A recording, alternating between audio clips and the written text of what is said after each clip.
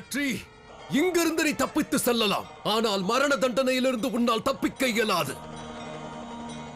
காலனை பற்றி மகா காலனே அறிவார். உன்னாலும் அருணாசுரனாலும் ஏதும் செய்திட இயலாது. இனி ஆற்ற வேண்டியது மகாதேவரின் பணி. வாருங்கள் ராஜகுமாரி.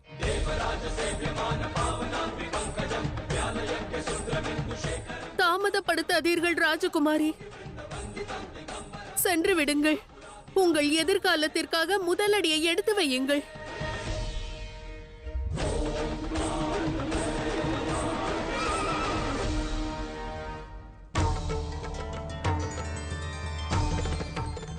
செல்லுங்கள் தேவி, முன்னேறிச் செல்லுங்கள். மீனாட்சியாக இந்த ரூபத்தின் கதையில் புதிய அத்தியாயத்தை எழுதுங்கள்.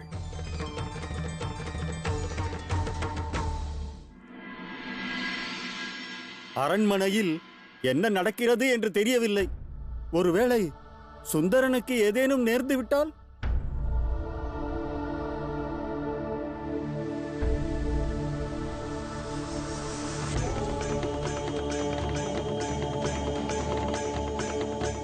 மகாதேவா, தாங்கள் தான் சுந்தரன் அண்ணாவை காப்பாற்ற வேண்டும். சுந்தரன் அண்ணா எதை செய்தாலும் அவருக்கு துணையாக இருங்கள்.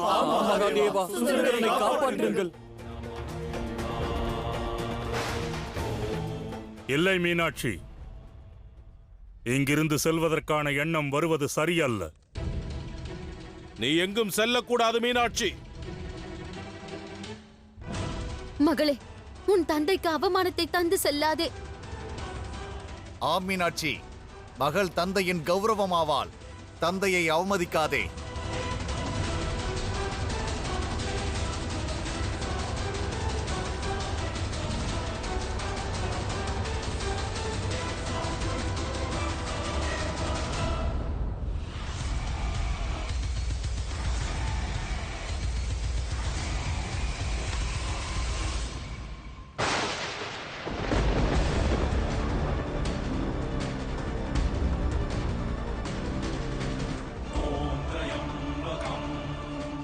வாருங்கள்.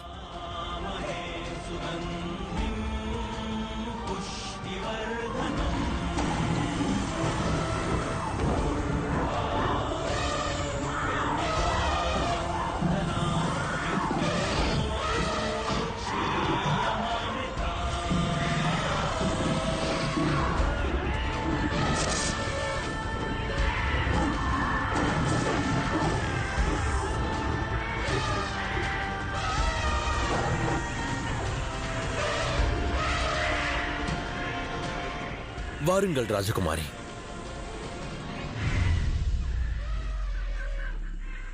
வாருங்கள்.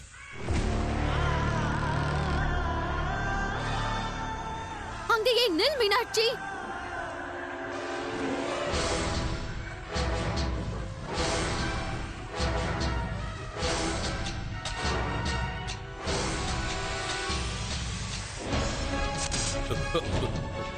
மீனாட்சி, மீனாட்சி! வீரர்களே, அவர்களை பிடியுங்கள். அவர்கள் தப்பித்து செல்லக்கூடாது.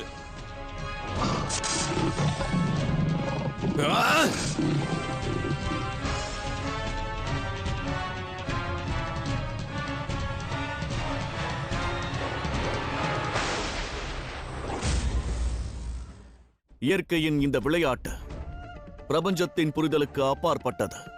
இன்று சிவசக்தியின் ரூபமான சுந்தரனையும் மீனாட்சியையும் இணைப்பதற்கு இயற்கை விளையாடிய விளையாட்டை எவராலும் புரிந்து கொள்ள இயலாது. ஆகையால் தான் இயற்கையின் வடிவமான அனைத்து ஜீவராசிகளும் சுந்தரன் மற்றும் மீனாட்சியை காக்க, அவர்களை ஒன்று சேர்க்க அருணாசுரனை எதிர்த்து நிற்கின்றன. இவர்களை தாண்டி எவராலும் செல்ல இயலாது.